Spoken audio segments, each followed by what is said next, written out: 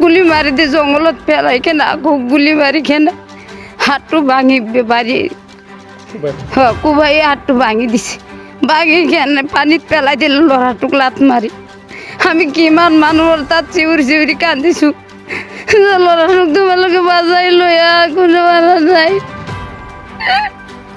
কোনো মাৰা নাই ল'ৰাটোক পুলিচৰ তাতো মই পাওঁ ধৰি মাপ চাইছোঁ যে ল'ৰাটোক মুক্তি দিয়া ল'ৰাটো তোমালোকে ক'ত ৰাখিছা ল'ৰাটো তোমাৰ মেডিকেলত আছে মেডিকেলত আমি কিমানবাৰ যাব চাইছোঁ যাব দিয়া নাই। মই পাৰভেজ মাৰো, আপোনালোকে চাই আছে দ্য ক্ৰছ টাইমছ। এই মুহূৰ্তত মই উপস্থিত আছোঁ সোণাপুৰৰ যোৱা বৃহস্পতিবাৰে যি উচ্ছেদৰ আলম লৈ যি হুলস্থুলীয়া পৰিৱেশ সৃষ্টি হৈছিলে, যোৱা বৃহস্পতিবাৰে পুৱাৰ ভাগতে যি হুলস্থুল হৈছে, সেই হুলস্থুলৰ মাজত দুজনকৈ ল'ৰা, ইয়াৰে যুৱক ল'ৰা দুজন ল'ৰা আৰক্ষীৰ গুলীত স্পট ডেথ হৈছিলে। তাৰে মাজত এজন হৈছিল জুবাইৰ আলী। মই এই মুহূৰ্তত উপস্থিত আছোঁ জুবাইৰৰ যি বাসগৃহ, তেওঁলোকৰ যি ঘৰ আছে, তেওঁৰ পিতৃ মাতৃ আছে, তেওঁলোকৰ ঘৰত মই উপস্থিত আছোঁ। আপোনালোকে চাবলৈ পাইছে, মোৰ লগত আছে তেখেতৰ পিতৃ মাতৃ জুবাইৰ। আপোনালোক সিদিনা আচলতে ঘটনাটো কেনেধৰণৰ সংঘটিত হৈছিল, আচলতে জুবাইৰ কি কাৰণত তেওঁ এই হুলস্থুলৰ মাজত সোমাই পৰিল আৰু এই হুলস্থুলৰ মাজত তেওঁ আৰক্ষীৰ গুলীত কেইবাজাও গুলীত তেওঁ নিহত হ'ব লগা হ'ল, তেখেতৰ পিতৃ গিয়াছুদ্দিন আছে, তেওঁৰ পৰা জানিব বিচাৰিম আচলতে সেইদিনা ঘটনাটো কি হৈছিলে। ঘটনাটো আমাৰ ল'ৰাটো কামত গৈছিলে, কামৰ পৰা আহোঁতে হুলস্থুল লাগিছে কচুতলি উত্তৰৰ পথাৰত। সেই হুলস্থুলে মানুহ দৌৰি আহিছে। আমাৰ ল'ৰাও সেইফালে পুলিচে পাইছে, পাই কিনে গুলি কৰিছে। তেওঁ মোটামুটি 6-7টামান গুলি কৰিছে, কৰি কিনে মাৰি নালাত পানীত পেলাই দিছিল। পেলাই দিয়াৰ পিছত আৰু সেইকেইটা মানুহ দৌৰা দৌৰি কৰি আহি গ'ল। আমাৰ ল'ৰাটো উঠাই কিনে লৈ সিহঁতে মেডিকেলত লৈ গৈছে। পুলিচে লৈ গৈছে। তেওঁ আমাৰো মাতিছে, তাৰমানে গাৰ্জেন যাব লাগে। মই যাব নোৱাৰিলোঁ, পুলিচে যাব নিদিয়ে। তাৰ পিছদিনা গৈছোঁ, যোৱাৰ পিছত আৰু মোক বহাই থৈ দিছে অচি ছাৰে। ৰাতি 11টালৈকে বহি আছিলোঁ। আমাৰ দেখা নাই, এনেই ধমকি দিয়া নাই, বাহিৰত বহাই থৈছে, দেখাও নাই। তাৰপিছত 11টা বজাত কৈ আছে, আজি নহ'ব কালি আহিবা। তাৰ পিছদিনাখন আমাৰ লৈ কেনে আমাৰ দুইজনে মোক লৈ কেনে গুৱাহাটী গ'লা। গুৱাহাটী যাই সিহঁতে পষ্টমৰ্টেম কৰি সেইদিনাখন ৰাতি 7টামান বজাত আমাৰ পঠাই দিলা। আপোনাৰ ল'ৰাটো আচলতে পুলিচক আক্ৰমণ কৰিবলৈ গৈছিল নে কি কাৰণত তাতে গৈছিল? নাই, আমাৰ ল'ৰাটো কামত গৈছিলে। কামৰ পৰা আহোঁতে এই ঘটনাটো পাইছিলা। পাই কিনে পুলিচে গুলি কৰি হত্যা কৰিলা। তেতিয়া আপুনি কি ক'ব বিচাৰে, চৰকাৰৰ তাত কি বিচাৰে? এতিয়া চৰকাৰৰ তাত বিচাৰোঁ আমাৰ ন্যায়টো বিচাৰোঁ, যে আমাৰ ল'ৰাটো যে মাৰিলা, আমাৰ ন্যায়টো লাগে। আচ্ছা, আপোনালোকৰ পৰিয়ালটো যে ইয়াত আছে কিমান বছৰ হ'ল? 18 বছৰমান হ'ল। আমি 18-19 বছৰমান হৈ গৈছে আমি ইয়াতে থকা। মাটি আপোনালোকে ইয়াতে বেদখল আমি কিনি লৈছিলোঁ, মাটিখিনি কিনি লৈছিলোঁ। আমাৰ এই জালালৰ পৰা কিনিছিলোঁ। জালাল চুবান, সিহঁতৰ 2টা ভায়েক মাটি। এইটো আমাৰ 7 বিঘা মাটিৰ দাগ এইটো। আমি বহুত পৰিয়ালে এইটো লৈছোঁ। তেওঁলোকে আপোনালোকক মাটি কাগজ কৰি দিছে? মাটি আমাৰ দলিল কৰি দিছে, এনেই পাট্টা দিয়া নাই।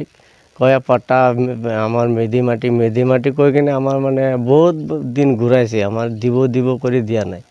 তো সেইমতে আমি ইয়াতে ঘৰ দুৱাৰ বনাই আছোঁ। আমাৰ পাট্টা যিহেতু পাট্টা আছে যদি আমাৰো আৰু গৰাই নদী খুৱাই দিছে। তাৰপিছত আমি ইয়াতে আহিছোঁ, আহি কিনে তেওঁলোকৰ পৰা কিনি লৈ আমি ইয়াতে ঘৰ দুৱাৰ বনাই আছোঁ।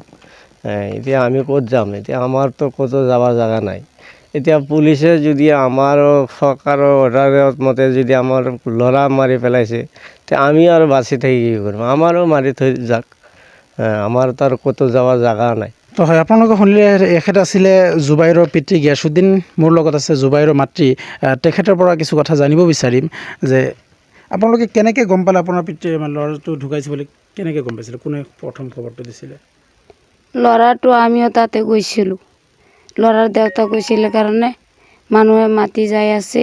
আমি গৈছোঁ, গৈ চাই ল'ৰাটো আমি চাইছোঁ, ভিৰৰ মাজত আছে। ল'ৰাটো চাই মই মাতি আনিলোঁ। তাৰ পৰা আকৌ কেনেকৈ পুলিচে গুলি মাৰিলে, বোমা মাৰিলে, আকৌ গেছ ওলাইছে। গেছ ওলাওঁতে ময়ো তাতে পৰি গৈছিলোঁ।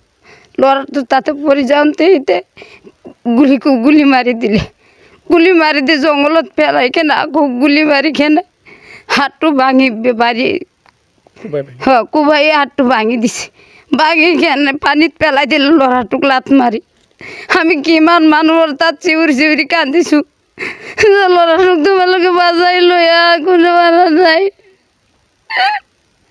কোনে মাৰা নাই। ল'ৰাটোক পুলিচৰ তাতো মই পাও ধৰি মাপ চাইছোঁ যে ল'ৰাটোক মুক্তি দিয়া, ল'ৰাটো তোমালোকে ক'ত ৰাখিছা, ল'ৰাটো তোমাৰ মেডিকেলত আছে, মেডিকেলত আমি কিমানবাৰ যাব চাইছোঁ, যাব দিয়া নাই।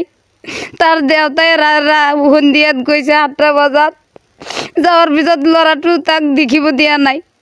11টা বজাত আহিছে, ল'ৰাটোক পাইছে না, ল'ৰাটোক তাত তালা মাৰি থৈছে, তাতে মোক যাব দিয়া নাই, ল'ৰাটো নিদিলে। আমি চৰকাৰৰ তাত সীমান্ত বিশ্ব শৰ্মাৰ তাত আমি এইটো ন্যায্য বিচাৰ চাইছোঁ।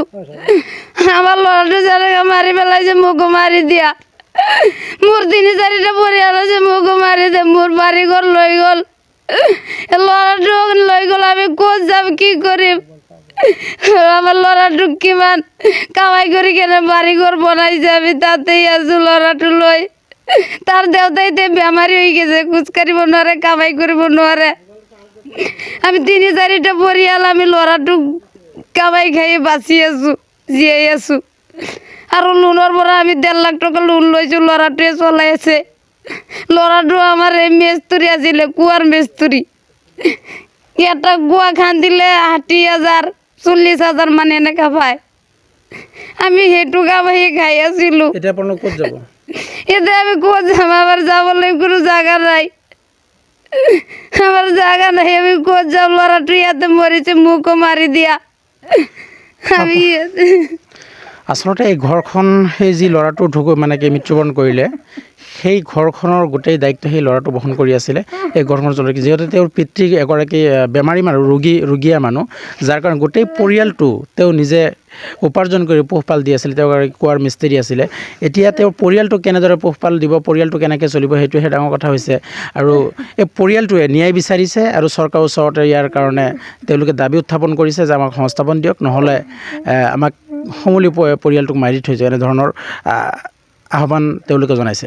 গতিকে এতিয়া পৰৱৰ্তী সময়ত চৰকাৰে এই পৰিয়ালটোৰ কাৰণে, এই উচ্ছেদিত লোকসকলৰ কাৰণে চৰকাৰে কেনেধৰণৰ পদক্ষেপ গ্ৰহণ কৰে সেয়াই হ'ব লক্ষণীয়।